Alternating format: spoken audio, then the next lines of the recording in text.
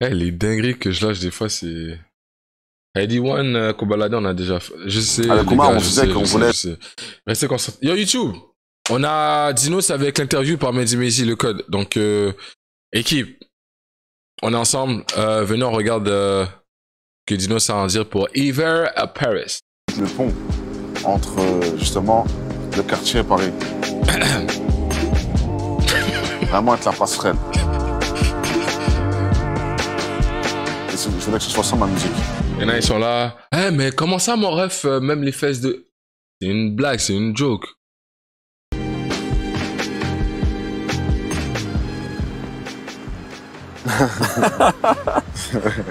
Dinos, comment ça va? Ça va être toi, ça va être toi. Bah écoute, je suis très, très content d'être là. Au moment où les gens voient ça, Hiver à Paris est sorti. Donc évidemment, on est en train de se balader dans Paris. On va parler de l'album, hein, en long et en large. J'ai dit, hein, j'ai beaucoup de questions pour toi. Là, il y a 4 pages. Il y a trop de pages, il y a un C'est peu un trop de PDF. pages. La scène, Un c'est peu quand trop même de l'eau la pages. plus... Mais déjà, La Seine n'est-elle pas l'eau la plus dégueulasse de France ou de l'Europe même? première question qui est un peu évidente, vu le titre de l'album, vu là où on est, c'est quoi un peu ton rapport à Paris? Qu'est-ce que ça représente de faire ça ici, d'avoir appelé ton album comme ça? Pourquoi? D'avoir cette cover là aussi? Waouh, c'est. Tu commences fort. Ah bah, on y va. Elle est compliquée la question, tu vois. Elle est compliquée, ouais. Non, Paris, c'est. Comment dirais-je? Ouais, Est-ce que la c'était genre fashion. un peu un objectif, genre tu sais, Non, d'y être, d'y non, vivre? c'est un truc qui nous tient à cœur, en fait. Ouais. Moi, en tout cas, en tant que Parisien, en tant que banlieusard initialement, tu vois, ça me tient à cœur. Et après, lorsque j'ai quitté le quartier, je me suis installé sur Paris. Et l'album, de manière générale, il parle d'un changement de classe sociale, mais sans s'en rendre compte. Et tu te rends compte déjà trop tard que tu as changé de classe sociale. C'est ça, en vrai, le truc important Ouais, dans complètement. l'album, et le truc qui me tiraille un peu de... C'est un peu toutes les facettes de Paris, en fait. Voilà. Et c'est pour ça que c'est un double album, je le dis. C'est pour ça que c'est un double album. Et qu'il y a la rive gauche, le CD1, c'est la rive droite, et le CD2, c'est la rive gauche. Pourquoi tu voulais justement découper ça? Outre, je pense qu'il y a déjà une partie artistique, la partie 1 et la partie 2, elles sont différentes. Mais qu'est-ce que ça représente pour toi en termes de symbolique par rapport à Paris, justement? Bah, déjà, que les rives ne sont pas pareilles. Dans le 17, c'est pas pareil que dans le 6e. Ouais. Donc, pour moi, c'était important de scinder ce truc. C'est vraiment ces deux rives et de transposer ça en musique. Là, tu sais, les arrondissements, il y a le 18, les 19, etc. La musique qu'il y a sur le CD1 elle correspond, tu vois. Je voulais faire un truc plus... qui frappe, en vrai. Un truc qui frappe. Et pourquoi l'hiver? Je crois que c'est ma saison préférée, moi. Mais pourquoi? Qu'est-ce qui te plaît? Est-ce que tu sais, comme... Excuse-moi, mais il y a un film de Woody Allen, Minuit à Paris, Ouais, et t'as le personnage principal, Owen Wilson, ouais. il adore la pluie. Ouais, Et genre, les gens, ils sont en ouais, mode, mais pourquoi t'aimes la pluie? Lui, il adore la pluie. Est-ce que t'es un peu comme ça? T'aimes ce côté... Non, j'aime bien l'hiver. Déjà, tu peux t'habiller. Voilà, Ouais. je peux faire des outfits. Mais surtout, moi, j'aime la mélancolie qui s'en dégage, mais aussi Parce tu qu'il sais, est t'es sale. émerveillé quand t'étais petit, t'as les films de Noël, t'as le marché de Noël, t'as un truc où un peu... presque féerique, tu vois. Et en même temps, c'est triste. Donc, t'as une dualité que je kiffe de ouf. Ouais. Moi, j'aime l'hiver et le printemps. C'est vrai, il y a une raison pourquoi j'aime bien la saison hivernale. C'est que si tu sors dehors, puis qu'il y a de la neige, tu vas sentir genre un truc paisible, genre en mode il n'y a pas trop de son. Parce que normalement, le son, comment ils appellent ça? Le son, il bouge un peu partout. Tu vois ce que je veux dire? Ça rebondit.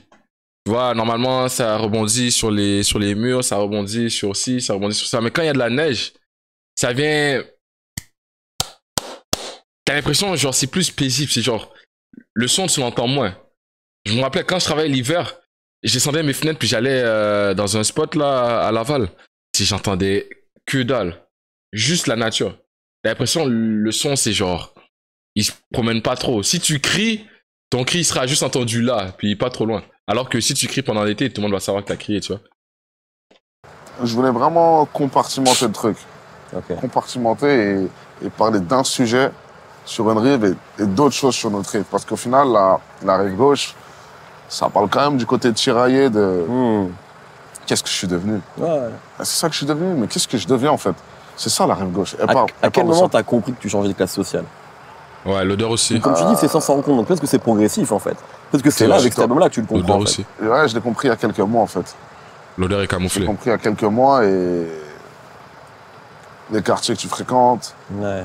Pourtant, je fréquente pas de nouvelles personnes, mais c'est les quartiers que tu fréquentes, les endroits où tu te mets à manger, enfin plein de choses que tu fais, les endroits où tu fais tes courses.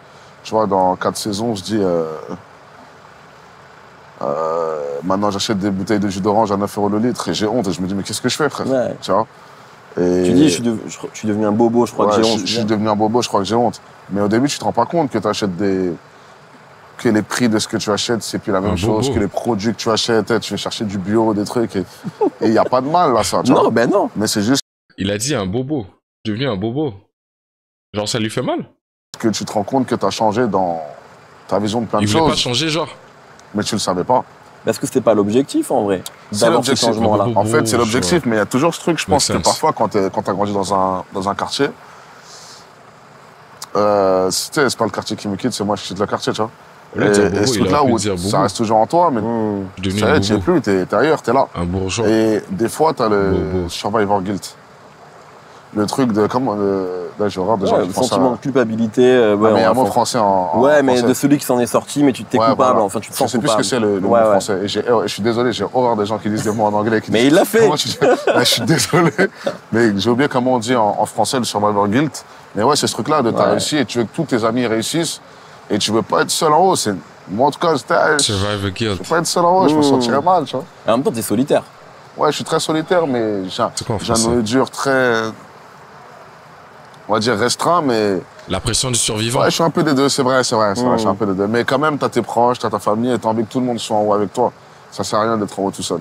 Et donc, t'as ce truc de culpabilité où il faut qu'ils soient là, les autres. Ouais. Et tu te rends compte que toi, t'as changé de classe sociale et il faut que les autres viennent avec toi. Peut-être pas changer de classe sociale, mais il faut que tout le monde soit bien.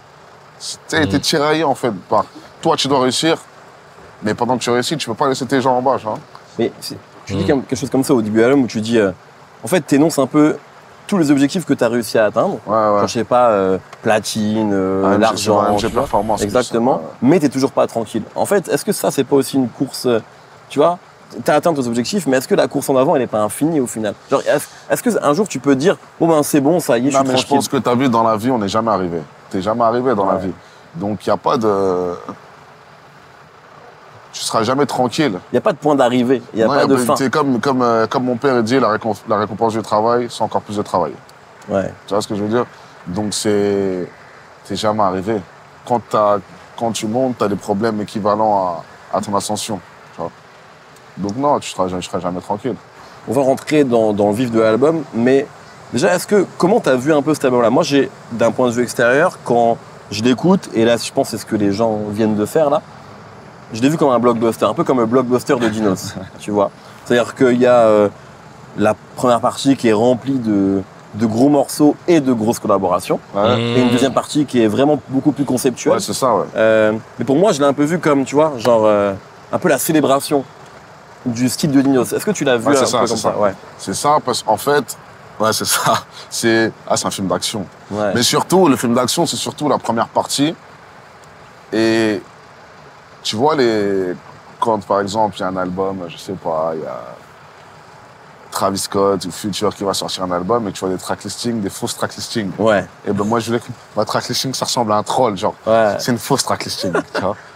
Qu'on poste ça et que quelqu'un dise non, mais c'est impossible. Ouais, ça peut. Mais vous l'avez pas posté. Non. Mais ouais, c'est ce que je voulais. Je déclare pas les featuring, moi. Tu vois. Donc, C'est quoi le... Attends, c'est pour ça. Regarde, il dévoile pas les featuring. Mais pourquoi? C'est quoi la raison pourquoi vous voulez pas que je vois les featuring aussi hier quand on faisait l'album? Parce que regarde ce que ça a donné. Dès que j'ai entendu la voix d'Hamza, je suis devenu fou, bro. Mon PC, il a craqué. L'effet de surprise. Et ce que j'ai remarqué, n'est-ce pas mieux de faire les réactions sans les lyrics nécessairement? Juste focus sur les sonorités. Genre, normalement, c'est quoi le terme que je cherche? Genre, mon focus, il est divisé en deux. Je dois suivre les lyrics et je dois écouter en même temps la prod. Fais un poll, Loda. Ça dépend des albums. le premier feat auquel t'as pensé, justement? Quand tu penses à faux track listing, c'était quoi le plus improbable ou le plus, voilà? La première personne qui a posé, c'est Laylo. Ok. C'est Laylo. La dernière personne qui a posé, c'est Nino. Invité Akash et Nino sur le même album, Laylo et tu vois, et Loose, tu vois, c'est assez étonnant. Comment t'expliques le fait que tu arrives un peu à être au centre de tout ça? Bah mon but, quand je commençais, quand j'ai pris sérieusement le rap, avec Omar, on se disait qu'on aimerait être qu'on voulait être le pont entre justement le quartier et Paris. Vraiment être la passerelle. Et je voulais que ce soit ça ma musique. Et quand je dis le quartier et Paris, c'est une grosse métaphore. C'est que maintenant, tout le monde puisse écouter. Maintenant, je vais vous demander avant les réactions si je le fais sans lyrics ou avec lyrics. Genre avec Genius. En fait, peu importe d'où tu viens. Et j'ai toujours eu ce truc-là, Dieu merci, où les anciens m'ont très tôt apprécié. Peut-être parce que je faisais des références, peut-être parce qu'ils entendaient que je les avais écoutés. Ouais. Et aussi, j'ai, comment dire, l'amour de mes pères. Mes pères, P-A-I-R-S. Voilà, exactement. Où vas-y, les mecs de ma génération, ils aiment bien ce que je fais aussi. Donc, c'est une fierté, c'est une force de pouvoir être vraiment le pont entre ces deux parties-là. Quand tu t'invites, on va en parler direct, Akhenaton, tu vois, sur ce morceau-là. Non, mais parce que moi, quand j'entends ce morceau-là, moi, je le découvre, j'ai pas les feats. Akhenaton. Je suis un baiser, je disais Akhenaton. C'est Akhenaton. Personne ne me l'a dit que je le prononçais mal. Ils sont pas affichés. Hein. Donc, le morceau commence et je me dis, ça c'est un vrai morceau de Dinos, tu vois, mélancolie, technique aussi, comment tu vois. Ouais, pour moi, il y a Dinos en fait, c'est Dinos sur le morceau. Et il y a Akash qui arrive. En plus, dans ton couplet, tu dis I am dans la playlist, etc. Donc, personne m'a dit, Ça représentait quoi pour toi d'avoir I am? Et je vais, Akhenaton, pardon, je vais aller plus loin. C'est quoi un peu ton rapport même au rap marseillais? Parce que tu as une phase sur la Luciano aussi, sur le morceau avec Akhenaton. C'est là, tu vois. Est-ce que t'es un mec du 93? Tu sais, historiquement, on peut dire NTM, I am, mais je sais que toi, t'es dans ces trucs-là parce que tu connais ces groupes-là. Mais c'est quoi ton rapport avec ce rap-là, tu vois? Ouais, mais c'est qu'en fait, j'ai pas de rapport avec le rap marseillais, par exemple. J'ai un rapport avec le rap. J'aime bien, c'est tout. Et je pense que il y a une époque où la FF, par exemple, ils ont apporté un truc de ouf au rap français. Et je pense que c'est en train de revenir le côté FF. Tu vois, où ça va revenir? Où t'as ces rythmiques un peu 100 BPM, un peu, tu vois. J'ai fait un son comme ça, mais qui va bientôt sortir, si Dieu veut. Et Akash, pour revenir à Akash, c'était même pas, comment dire, j'imagine même pas qu'il soit sur l'album. C'est juste, je me suis dit, dans ma folie, j'ai cru. Et je sais que, bon, moi, j'ai fait la première partie d'IAM en 2014. C'est ça. À l'Olympia. Déjà, j'étais très content. Et dans ma folie, on parlait avec Omar et on se dit... Qui est un grand fan d'Akash, lui aussi. Ouais, on est fan d'Akash, il est trop fort. Et autre chose, c'est que en plus d'être un des meilleurs rappeurs français de tous les temps, c'est un humain de ouf. Et quand tu parles avec lui, c'est des gens avec qui tu parles pendant 5 minutes, tu peux écrire un morceau. C'est pareil pour Ali. On a fait le morceau avec Ali, Équilibre. Tu parles avec Ali, je sais pas comment t'expliquer. Et encore, tu me parlais du pont. J'ai fait Ali et Justman dans le même EP, frérot. C'est vrai. Je suis un fou. Mais t'as toujours eu ce truc-là, en fait, toi. T'as toujours eu envie de... non pas réconcilier, parce qu'il n'y a pas de combat, mais en tout cas, que tout le monde soit ensemble, tu vois. Sur c'est trop important. C'est trop important, donc... Quand on parle, justement, tu vois, du respect pour les anciens, etc., t'as des phases, tu vois, où à un moment, tu dis tous les mecs du secteur A devraient être millionnaires, je vais pas commettre les mêmes erreurs que mes grands frères. T'as une phase aussi sur un rappeur qui t'inspirait quand t'étais gamin, tu lui as pas serré la main tellement il était tuba. Ça, c'est des vannes. Mais il y a aussi ce truc-là, tu sais, qui peut être bizarre pour un rappeur. C'est pas de la vanne, hein. Non, mais en tout cas, c'est comment tu le dis, bon, c'est pas de la vanne. Parce qu'on a tous déjà vu, on a tous déjà vu quelqu'un qui nous inspirait quand on était petit, et tu le vois, et ça te fait plus le même effet. Et moi, en tant que rappeur, tu vois, je suis un mec qui t'écoutait vraiment, t'étais gosse, tu kiffais. Et là, déclin. Et t'as peur, tu te dis, attends, mais c'est ce que je vais devenir. Et c'est là où j'en parle beaucoup aussi dans l'album, c'est En fait, aujourd'hui, je suis heureux d'avoir... Tu dis que ça va s'arrêter à un moment. Tu dis que tout ça va s'arrêter. Ouais, ça va s'arrêter. On se dit, c'est la phrase qu'on dit tous les jours avec Omar. On profite. Ah, Rof. On se dit, ouais, ça va s'arrêter, frère. Viens, on profite. Et que Dieu nous en préserve, que ça s'arrête. Mais aujourd'hui, je suis heureux. Rof, ça descend. C'est pour ça que j'arrive pas à comprendre. Parce que moi, j'ai connu Rof quand il était déjà bas. Vous avez connu Rof peut-être quand il était haut placé, quand il était à la tête de la game. Moi, j'ai connu bas. Il y en a qui me parlent de lui avant, je le vois pas. À cause de toutes ces conneries qu'il fait maintenant, je le vois pas. J'ai ce même feeling, hein. Au début, quand je voyais les youtubeurs avec des chaînes avec 10K, 1K, j'étais comme, ah ouais, ces gars-là doivent brasser de l'argent, tu vois ce que je veux dire? Mais après ça, quand je suis devenu, c'est là que tu vois la le ridicule dans le truc. C'est genre, en fait, finalement, c'est rien. Tu vois ce que je veux dire? Donc, tous ceux que je peux côtoyer maintenant parce que j'ai une chaîne à 19K, ouh. Avant, quand je les regardais, puis j'étais comme, oh, 19K, c'est trop fou, ça. Non, je suis là, je suis à côté d'eux, je me dis, yo, au final, bro, c'est rien, bro. Yo, on est encore en galère, les gens vont fake plus qu'autre chose, bro. Fuck. Je suis heureux d'être détaché du rap. Dans le sens où je suis passionné de cette musique, mais la profession, j'en suis détaché. Parce Même que les artistes, ça crée bro. trop de vices. Il y a pas mal de rappeurs Il n'y a pas un rappeur à Montréal. Ok, les gars? Il n'y a pas un rappeur de ma ville qui peut me faire devenir un fan fini et je les regarde comme avec les yeux pétillants. À part peut-être 2. À part peut-être Tika... Non, 3 en fait, je vais pas mentir. Peut-être Enima, Lost et Tikazo. À part ces 3-là, là, le reste, je les vois comme des gens normaux. Vous marchez sur Terre et, bro, un jour, ça, tu vas faire l'off aussi, là. Tu vois ce que je veux dire? Le rap et la vie, mais c'est pas la vie. La vie, c'est, tu vois, quand je suis avec mes parents, quand je suis avec, tu vois, ma famille. Ouais, mais je suis détaché. moi, j'ai l'impression que t'es obsédé du rap, toi. Mais c'est un tiraillement. C'est dire que je suis obsédé par cette musique et je suis tellement obsédé qu'au final, je m'en détache parce que je me dis que c'est pourri, en fait. Il y a des gens qui deviennent haineux, qui deviennent aigris à cause de ça. Fou même, fou, vrai. Mais il y a des gens qui, tu sais, des ruptures à cause du rap, des embrouilles à cause du rap. C'est une dinguerie, le rap. C'est de la... Mais je pense que c'est une passion, c'est une dinguerie. Ah, tu sais, quand ça te ronge comme ça, tu vois. Ouais, mais après, il y a des passions où je pense pas que ce soit aussi fou que la rap, tu vois. Qu'est-ce que ça te fait? Je disais c'était une vanne parce que il y a ce truc-là, mais je sais que aussi, tu vois, il y a du respect envers les mecs qui étaient là avant et qui n'ont pas forcément devenu ce qu'ils auraient dû être, tu vois.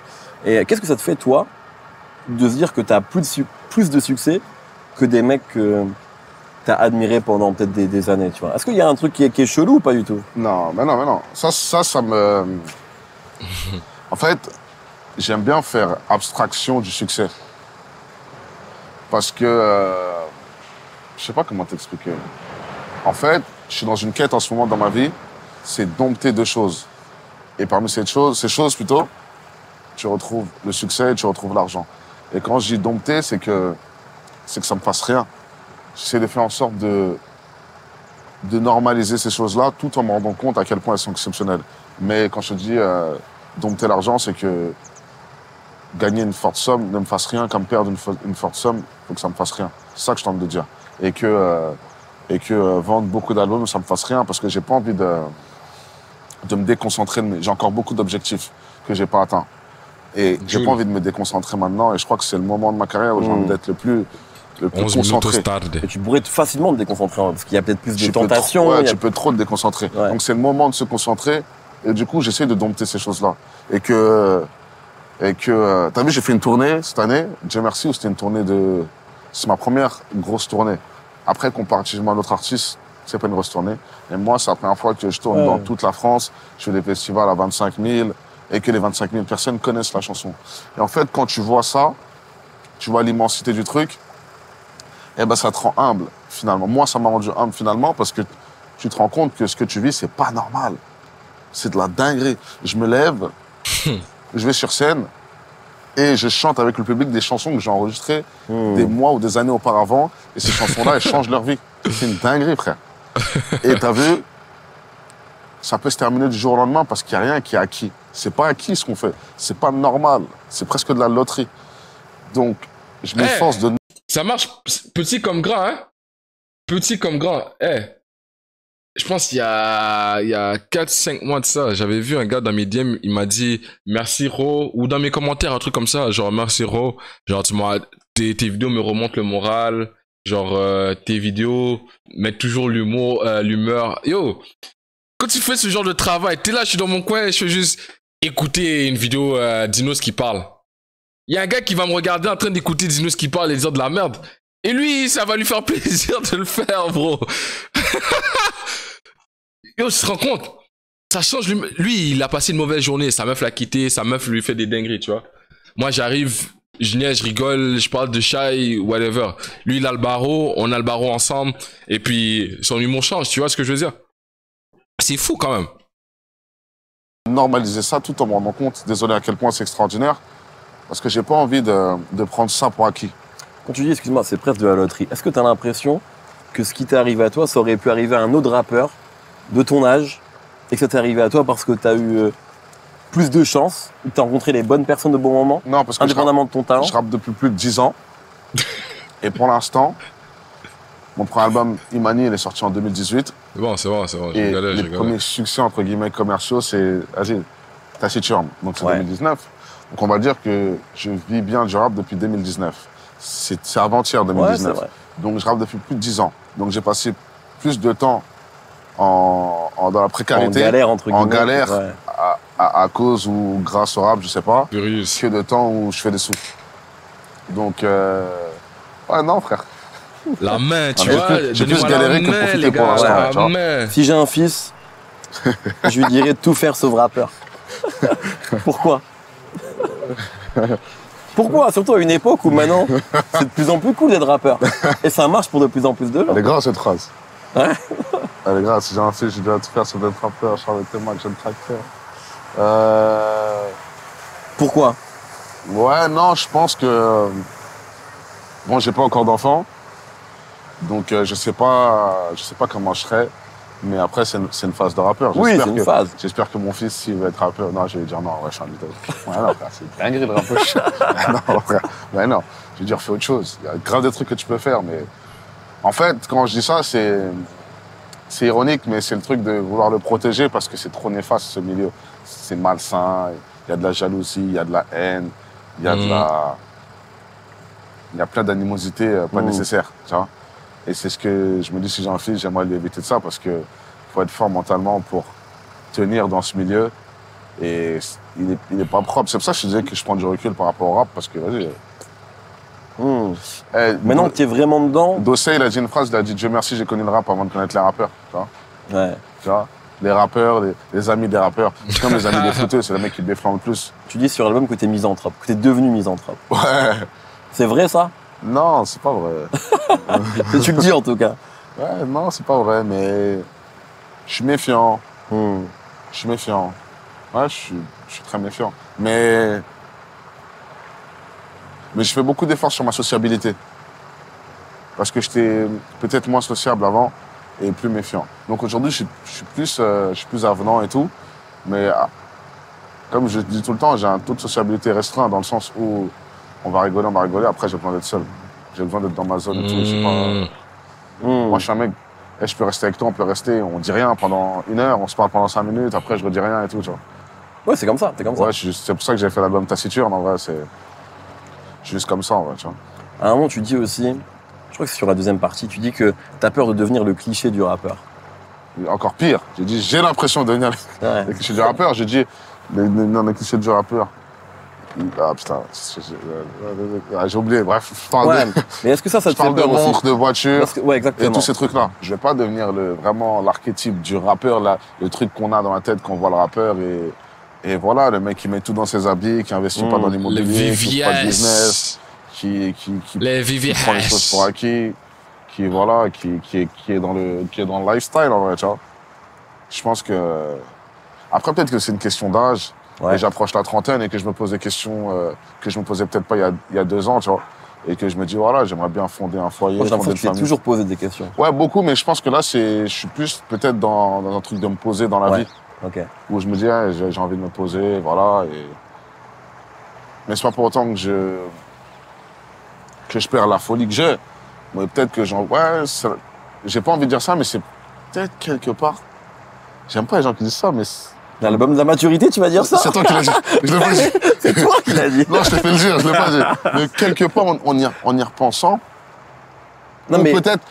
En tout cas, il est plus mature que le précédent. Le début. Sûr. Ouais, peut-être c'est le début. Ouais. Voilà. Et peut-être que ce sera le prochain, l'album de la maturité. Est-ce que le fait que tu commences à penser Dans le fond, c'est famille, en fonder une 444. famille, comme tu viens de le dire, etc., est-ce que tu te permets de penser à ça aussi? L'équivalence de Parce 444 de Jay-Z. Il y a eu ce succès avant. Tu parles de fonder une famille, mais tous les condés me fatiguent. La vie des plus très sûre, c'est le béton qui me l'a dit. C'est qui dit ça? Je sais pas. Cynique, le même sang. Dinos, putain de merde. Voilà, c'est pour ça qu'on est dans un bateau aujourd'hui. Mais est-ce que le fait d'avoir eu du succès avant, te permet d'être plus à l'aise sur ces sujets-là? Non, je pense que c'est plus le fait d'avoir, entre guillemets, percé tard. Les premières personnes qui m'ont connu, j'avais 17 ans en Rap Contenders, tu vois. Donc c'est il y a 10 ans. Il y a plus de 10 ans, il y a 11 ans. Et même pas, j'ai 29 ans. Ouais, non. Donc le fait d'avoir galéré et d'avoir toujours tenu, j'ai jamais lâché ou été dégoûté du rap, soit parce que je suis trop passionné, tu vois. Mais le fait d'avoir percé tard, ça te permet de voir les choses différemment. Il a 29, frère. Il a pas 40. Et rien prendre pour acquis. Et tu te poses d'autres questions, en vrai. C'est d'autres problématiques. Comment tu regardes Rap Contenders aujourd'hui? Parce que tu le mentionnes. Et c'est vrai que c'est une partie, tu vois, importante de ta carrière, même si ça n'a pas duré si longtemps que ça. Ouais. Mais en fait, beaucoup de gens t'ont découvert. Et je me rends compte aussi maintenant, tu sais, quand je vois sur les réseaux que certains de tes battles, de vos battles, sont devenus cultes en vrai. Les Rap Contenders, ça a fait off. Maintenant, on n'en parle même plus. Maintenant. Tu vois, il y a des gens qui les connaissent par cœur encore aujourd'hui. Comment tu regardes cette partie-là de ta carrière? Et même tes premiers projets. Quel regard t'as aujourd'hui dessus? Premier projet, déjà, je les regarde pas. Ah ouais? Ouais, je les regarde. Tu les trouves éclatés aujourd'hui? Je les regarde pas. Vraiment pas? Non, mais. Est-ce que tu joues un Namek sur scène encore? Ça doit faire 5 ans que j'ai pas fait un mec. C'est dommage. Tu sais que, je te le dis, Ouais. on l'a joué en soirée il y a pas longtemps. Ah ouais? Et c'était le feu, mec. Putain. Parce qu'il y a des gens qui ont grandi avec ça, en fait. Ouais, de ouf. Mais je le Mais connais non. même pas. Je le connais même pas par cœur. Ouais, le mais son. bon, tu as juste à le lancer. Hein. Ouais, Les gens, ils c'est- vont- Ces bâtards ont essayé de me mettre un ban, là. Ils m'ont en fait enlevé une de leurs vidéos ou un truc comme ça. Ouais, je ferais ça. Mais ouais. Quand tu vas parler de Moi, je prends des clashs avec tout le monde hein, sur YouTube. mec, c'est incroyable. Amin, Rap Contenders, le manager de Kershak. Dans la sauce. Alvaro. J'écoute pas trop mes premiers projets parce que j'entends plein de trucs, tu sais. Oui. T'entends des rimes pas ouf. Ouais. Un grain de voix pas bien, des mauvaises tonades, des trucs. Et j'ai pas envie d'entendre ça, tu vois. Et même des fois, Imani, j'écoute pas, trop mes anciens albums, moi. T'as déjà évolué depuis. J'écoutais 1 ou 2 morceaux que je kiffe et que genre j'aime bien. Helsinki, Sophistiqué, XNXX, ce truc-là. Et sinon, j'écoute pas trop mes anciens projets. Ok. À part des fois quand je commence un album et que je réécoute pour savoir ce que j'ai bien fait, ce que j'ai mal fait, seule fois où j'écoute. Mais les Rap Contenders, c'est différent. C'est un truc où ça nous a, entre guillemets, tous lancés. Que ce soit Nekfeu, beaucoup de gens de l'entourage, Ouais. moi. C'était une étape Big Feu et Oli, même Laylo, il Laylo, a fait il des l'a Rap fait, bien Contenders. sûr. Jing, enfin, tu vois, t'as dit l'entourage, ouais. Ouais, donc c'est un truc où c'était quand même un passage de ouf à l'époque, tu vois. Il fallait être fort Grave. pour sortir du lot. Elle est belle Et après, l'architecture parisienne, là. faut être un bon rappeur aussi pour te démarquer. Ouais, et puis c'est une différence entre être un bon battle MC et être un mec qui fait Ouais, des bons c'est ça, projets. ouais. C'est ce que t'as compris, je pense aussi, toi. Enfin, Ouais, c'est au fur et à mesure exactement des ça. années entre le début et Imani, quoi. C'est ça. À un moment, tu dis, ma Sky Dweller fait 40, le dis pas à mes parents. Et ça m'a aussi rappelé dans l'esprit à ce que disait Nino sur Tout en Gucci, tu vois. Ouais, c'est vrai. Tu sais, un peu gêné quand ma famille Ouais. demande le prix. Comment justement aussi, tu vois là, parce que tu parlais beaucoup de la famille tout à l'heure, comment elle voit aussi ce changement de statut? Je monte pas trop devant Ok. ma famille. Après, ma mère, elle voit certaines choses, tu vois, mais même, je montre pas trop. Et Ok. je montre pas trop devant ma famille ces trucs-là. Et même, ouais, je monte pas trop. Juste, en vrai, le maximum de mon stun, c'est en voyage, quand je suis en vacances et tout, tu vois. Ok. Mais sinon, après, ça se trouve, il y en a qui trouvent que je stun ici, mais ouais, peut-être. Non, je sais pas, je te pose la question. Même, parce que non, mais moi je pense que sur les. Lunettes Cartier, le petit chapeau Louis Vuitton, le chandail il doit valoir $500 quand même. Point Hein. de vue extérieur, sur les réseaux, on voit que ça a changé. Bien sûr, tu tu le t'habilles vois. pas avec les mêmes marques, tu vois. Bien sûr, tu dois. Ce qui est, Mais, tu vois. Ouais, tu le vois, ouais. Après, c'est normal. C'est normal. Mais non, je monte pas trop. Mais nous, on a ce truc africain d'un peu de pudeur.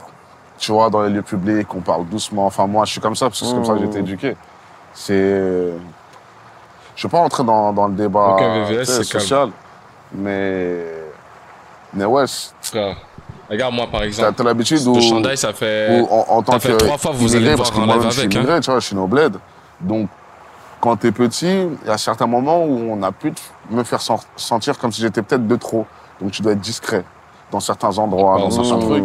Et c'est une habitude qui se perd pas. Que en grandissant, tu arrives dans certains quartiers, dans certains trucs où tu parles doucement et tout, parce que tu veux pas... Même, tu vois, enfin, mes voisins, tout ça, j'aime pas quand ils me remarquent, j'aime pas... Parce qu'il n'y a pas beaucoup de... Là où j'habite, il n'y a pas beaucoup de gens comme moi, ou quand je dis comme moi, c'est de couleur, ou voilà, issus de banlieue, ou quoi que ce soit. Donc, t'es discret, parce que, voilà, tu vois. Et peut-être que tu devrais pas, parce que tu... Eh, frérot, tu payes comme tout le monde, cousin, tu vois. Mais c'est juste une habitude. Est-ce que ça a été... Tu vois, parce que pour moi, Dinos, quand je pense à Dinos, et c'est aussi ça, je pense, tu vois, le pitch d'hiver à Paris, tu vois. Je pense évidemment à la Courneuve, tu vois, parce que tu viens de là et tu l'as assez représenté. Et mon homme, je te vois aussi maintenant dans les beaux quartiers.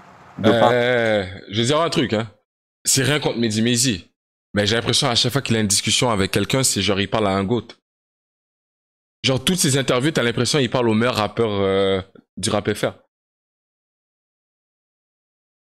Juste, ce serait bien de critiquer un peu. Je vois Mehdi Maizy un peu fâché, genre. Un peu déçu. Je sais pas. Paris, etc. Tu vois, en tout cas, je sais pas, moi, je sais même pas si tu y es déjà allé, mais je t'imagine à la Fashion Week. Je t'imagine invité là-bas. J'avoue, j'y vais souvent, mais... Mais c'est cool, tu vois. Je vais souvent à la Fashion Week. Mais ce que je veux dire, c'est que... Est-ce que quand t'es dans ces quartiers-là... En même temps, tous les rappeurs vont à la Fashion Week. Oui, non, pas tous. Bon, toi, faire une certaine typologie de rap. Tout le monde va à la Fashion Week. Tout le monde fait semblant de connaître les habits, la mode et tout. Ça, oui. Mais est-ce que, d'ailleurs, ça te saoule ou pas?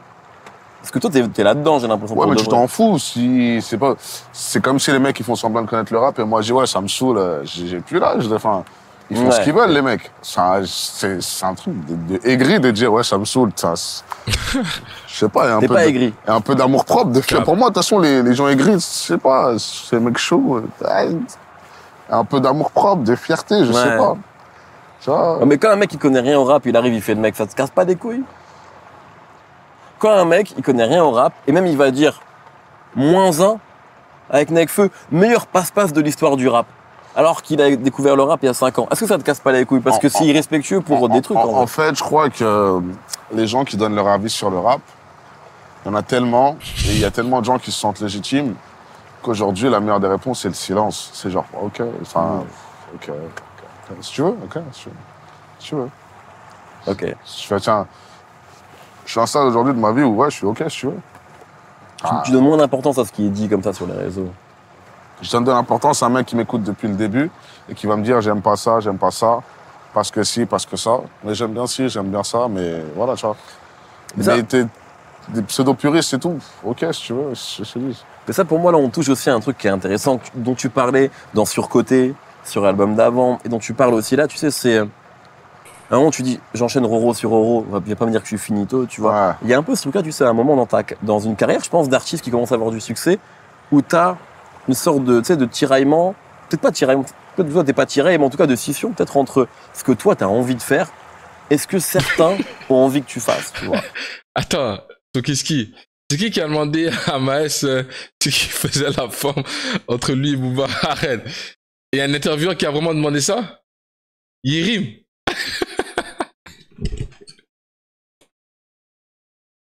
Jure. Maes lui a cassé le... Ah.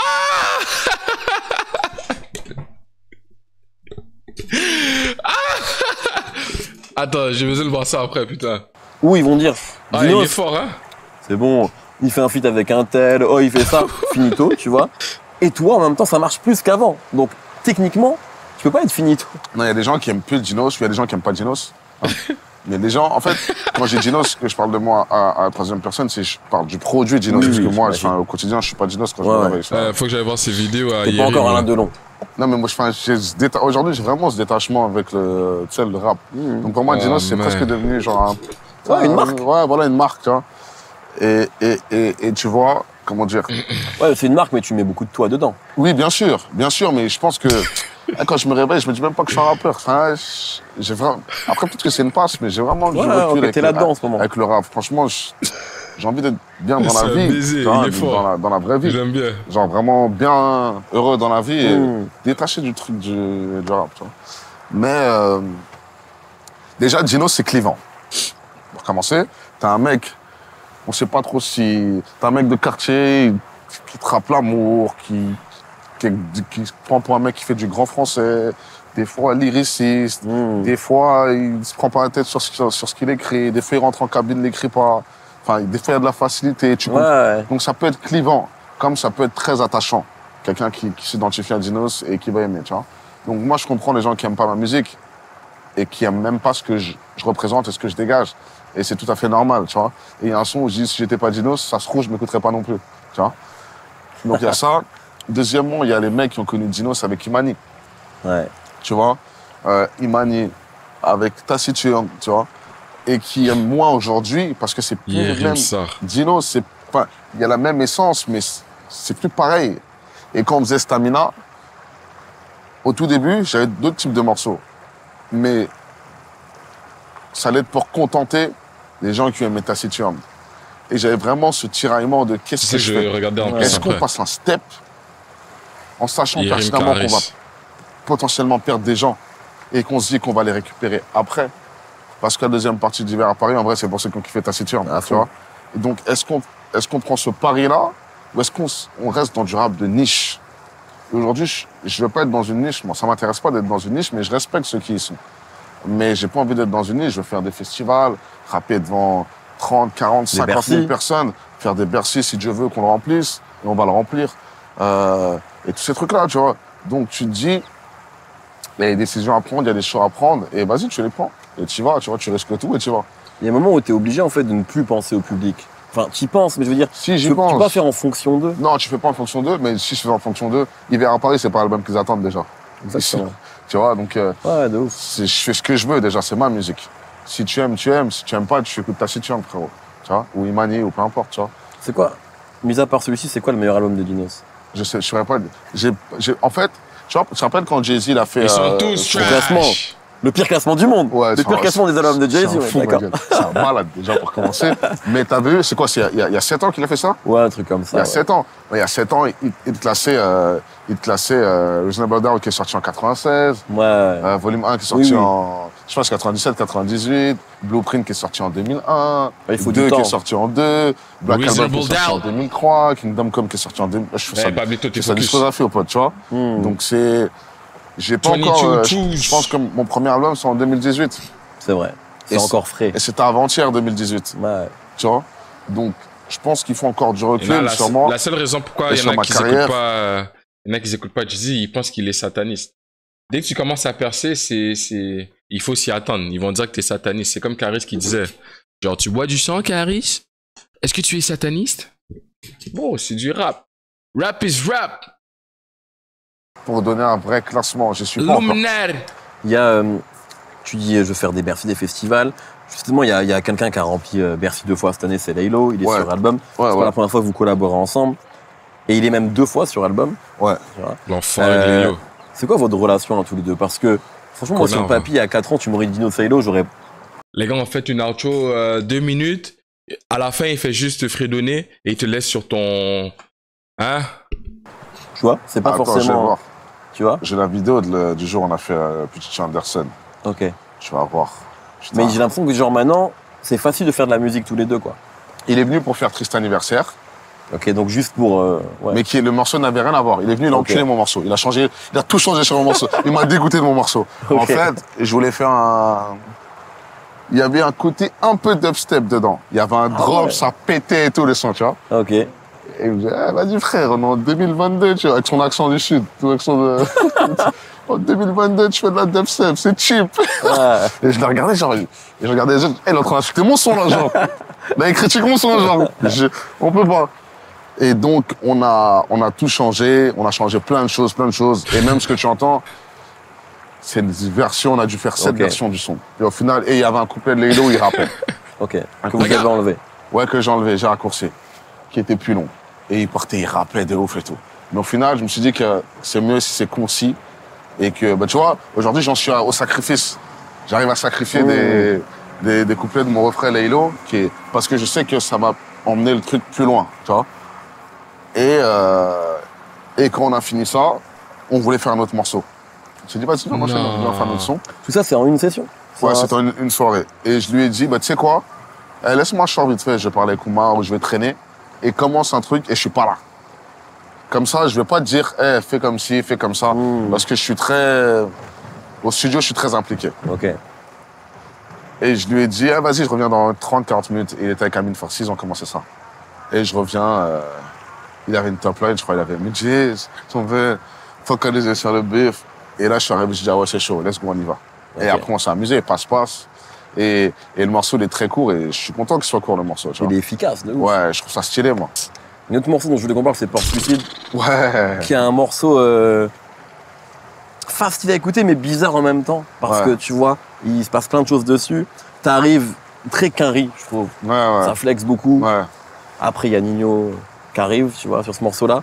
Comment t'as construit ce morceau? Pourquoi mettre Nino comme ça à la fin, en fin de truc? Tu sais, c'est une prise de risque, tu vois, aussi, parce que Nino, globalement, c'est le mec qui, tu vois, beaucoup de gens l'invitent parce qu'ils savent que ça va être le single de l'album, etc., et que ça va limite porter l'album. Il y a beaucoup d'albums qui sont portés par des singles de Nino.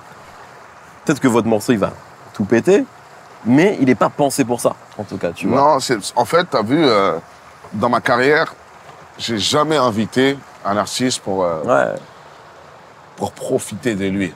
À la rigueur, le seul morceau que j'avais en featuring, qui est entre guillemets single, c'est le morceau avec Damso. Ouais. On n'est pas dans du profit. Et parfois, lorsqu'on invite Nino, c'est pour faire des hits, des morceaux qui passent en radio, en airplay, etc. Parce qu'il sait le faire et que ça marche. Parce qu'il est trop fort dans ça. Et je me suis dit, viens, on fait un truc bizarre, un truc spécial, un truc où ça passe ou ça casse. Mais au moins un truc qui va marquer les gens où il arrive, t'as 2 minutes 20, mais quel culot, tu ramènes Nino, tu le feras pas 2 minutes 20. Mais quand il arrive, c'est tellement frais. Dès les premières phrases, tu te dis, oh. Et c'est un Nino différent, mais moi, c'est un de mes Nino préférés. Et comment il a rappé dessus, je trouve que c'est incroyable. Et donc, on avait bien aimé le passage de Nino. De tous les deux sortir de notre zone de confort. On avait bien aimé le passage de Nino. Et faire ce type de morceau-là. Un morceau que personne n'attend, un featuring que personne n'attend. Ouais. Et le faire de cette manière-là. Différemment, plutôt que se dire, tu sais quoi, on prend un morceau qui va rentrer en playlist sur Sky, qui va streamer, etc. Après, peut-être qu'il va... S'il stream, il va rentrer en playlist. Hein. C'est ça aujourd'hui, là. Ouais, c'est vrai, mais il est très chelou. Il est chelou de ouf, le morceau. Mais ce que je dis, c'est que c'était pas pensé comme un hit. Ouais, clairement. Et il y en a qui font des hits et tout, c'est tout à leur honneur, je respecte tout. Et moi, à ce moment-là, il n'y a même pas de hit dans l'album. Je fais plus de hit dans l'album. Même la question que j'allais te poser, moi. Je fais plus de single, moi. Mais est-ce que tu en as même déjà fait? Parce qu'en fait, t'es un rappeur qui a du succès aujourd'hui. T'es platine, tu remplis des grosses salles, mais t'as pas encore, peut-être que tu veux pas, mais t'as pas encore de méga hit. Ma plus grande chanson, mon plus gros single, c'est Placebo. Et c'est même pas voulu, c'est un accident, tu vois. Et j'ai toujours jamais voulu être un artiste qui est dépassé par ses hits. Tu sais, il y a des artistes où tu connais la chanson, mais le mec, tu le vois dans la rue, tu sais même pas qui il est. Tu vois, bien sûr. Et je pense que c'était important pour moi de bâtir un truc solide. Et je pense qu'à partir de maintenant, peut-être que j'essaierai, mais je pense toujours pour me dire que je fais des hits. Le morceau avec SCH, il y a un peu cette volonté-là? Non, absolument pas. Ok. Dans l'album, il n'y a pas une tentative de hit où je me dis là, je fais un single, là, je fais... Peut-être que tu n'as pas besoin, en fait, de faire ça. Parce que les gens entendent peut-être pas. Dinos, en 2022, c'est un album, 1, 2, 3 EP. Un album et 3 EP avec un max de singles, bro. Dinos, en 2022, il a charbonné comme un malade. Attends, je vais vous montrer. On a tout suivi. Regardez. Sea Dweller, Hiver à Paris, on a fait Sea Dweller, Nautilus, Aquanaut, vous voyez, c'est que 2022. Avec en plus les singles, le truc Adidas qu'il a pas mis dans l'album. 30 sons au total. Yo, il a charbonné en 2022, bro.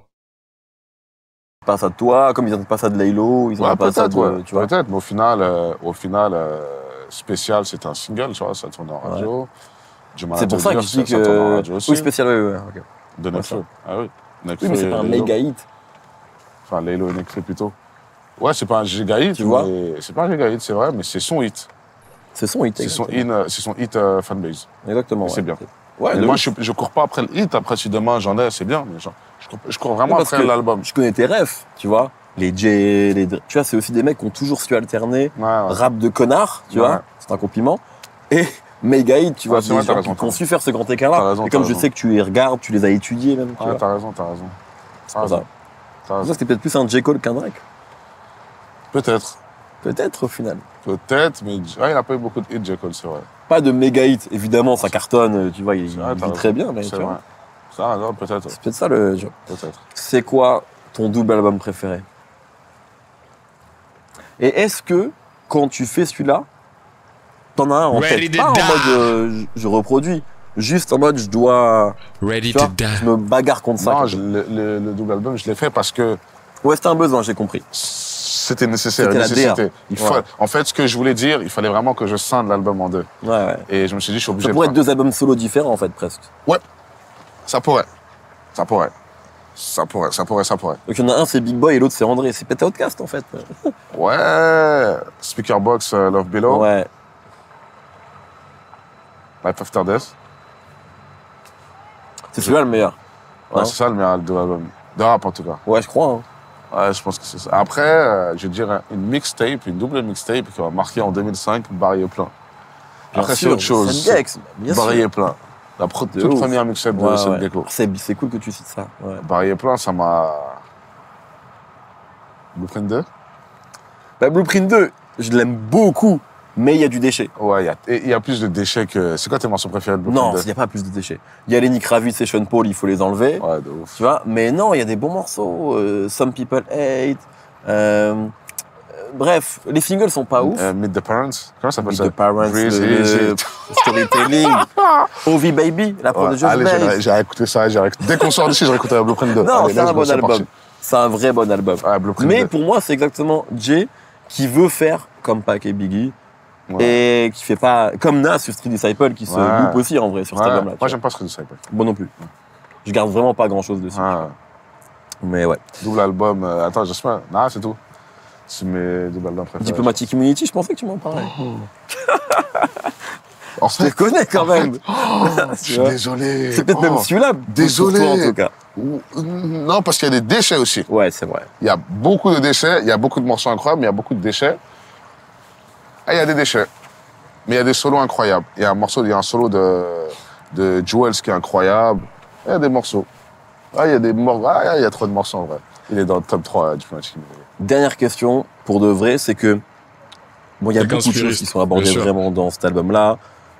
Sur le rap, sur l'amour, qui est un sujet central en fait dans la deuxième partie. On n'a même pas parlé de Par Amour. Putain, tu vois. T'es obligé de parler de Par Amour. Viens, on finit là-dessus. On finit plutôt là-dessus, plutôt que sur ce que je voulais finir, parce que tu peux finir sur ça. Il y a ce morceau-là, Par Amour, effectivement, qui est un des morceaux pour moi les mieux écrits de l'album. Merci. Et avec cette ref à Mélanie, Diams. Pourquoi dans quelle mesure ça a été peut-être une artiste qui a compté pour toi? Et voilà, comment t'as un peu pensé ce track-là? C'est une chanson que j'ai faite, avec Julian de Tunesmatic, on a eu au moins 5 versions. Okay. On a commencé il y a longtemps et il craquait, mais moi je voulais garder ce sample et je voulais cette référence. Et j'avais cette chanson de... On ne sait pas si c'est une rupture, si c'est une pause, si c'est un break, tu sais pas. Et j'avais ce truc de parler de choses que tu fais par amour. Et pas être dans le gnangnan. Parce qu'au final, je commence à chanter, au 3e couplet, je suis en mode... Je dois rapper, en fait. Je voulais faire une chanson, mais ce que je vais dire là, je vais te le dire en rappant. Helsinki, c'est du rap. Tu vois? Et j'étais comme, je vais rapper là. Pourquoi, dans quelle mesure c'était important d'avoir cette ref à James? C'est incroyable, c'est magnifique, c'est une ref de ouf, c'est une de mes chansons préférées de tous les temps. Enfin, il y a plein de choses. Je savais pas que James avait été importante pour toi en tant qu'auditeur. C'est important pour tout le monde. Ouais, mais tu vois. Non, il y a des gens qui n'écoutaient pas à l'époque. Moi, j'écoutais même les freestyles. Une autre ref. Ils sucent tous Diams, ils oublient que Casier existe. Faut faire un son de Cassé. Aujourd'hui, vous avez montré au moins un son de Cassé. Faut me faire au moins un son de Ah, tu peux classé. te rappeler des freestyles qu'elle faisait à la radio, avec Cynic, avec... peu importe, tu vois. Il y a trop de... Je me rappelle. Des feats. Des Ouais, mec. feats, où elle frappait les gens, où elle était, tu vois. Non, Sur Street Lourd, sur ce. Ouais, Frérot, c'était quelqu'un. c'était incroyable. Mais il y a un morceau dont on n'a pas parlé. J'aimerais savoir ce que tu penses du morceau ADN. Ouais, En fait, ADN. je voulais qu'on finisse là-dessus.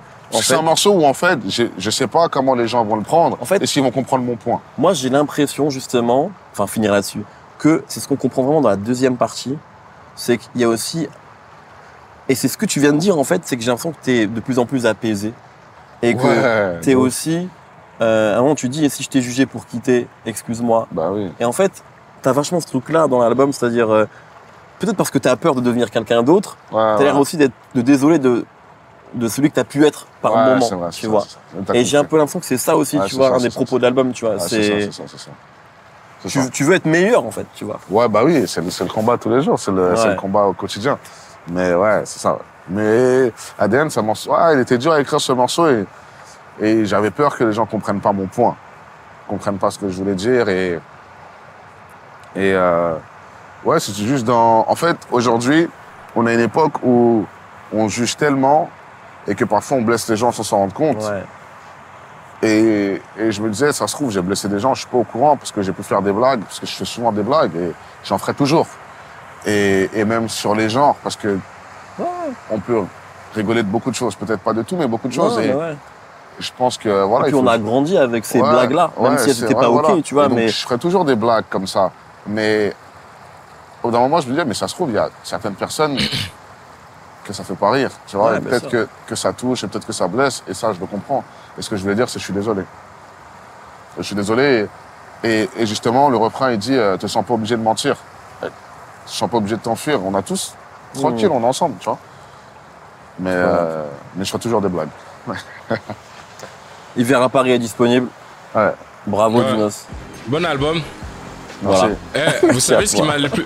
Vous savez un autre truc qui m'a beaucoup surpris de comment ça s'appelle de l'album, c'est que dans l'album, il a choisi des producteurs comme Amin Farsi, Focus Beats, Flem, et tous les gars ont fait des sons qui n'étaient pas drill. Ces trois noms-là, c'est des gars qui sont reconnus pour leur drill, pour les sons drill. Et ces trois-là, Flem était dans l'outro et l'outro était magnifique, si je dis pas de conneries. Attends, Dinos.